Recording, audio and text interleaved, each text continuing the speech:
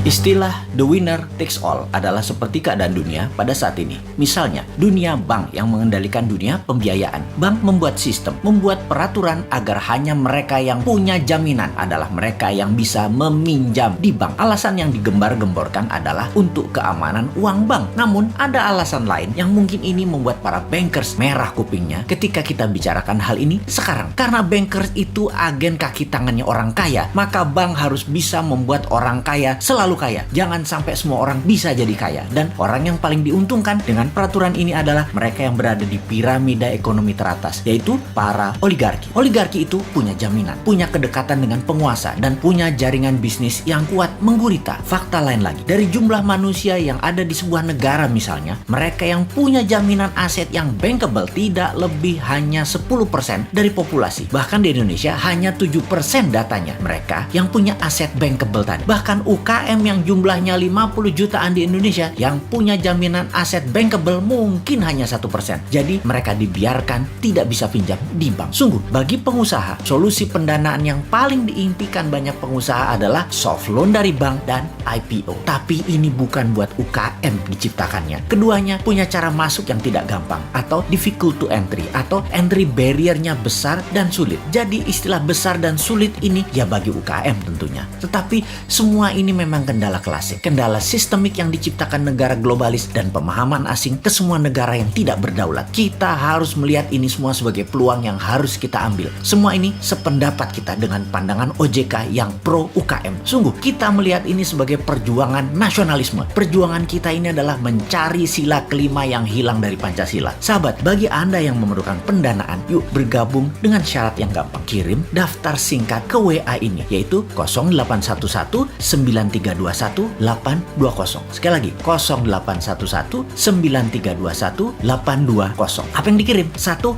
Gambar atau foto. 2. Omset 2 tahun sebelumnya, yaitu misalnya tahun 2020 dan tahun 2021, yaitu tahun berjalan. Perkiraan dana yang dibutuhkan berapa? Perkiraan saham yang akan dilepas ke umum berapa? Perkiraan omset setelah jadi penerbit kira-kira berapa?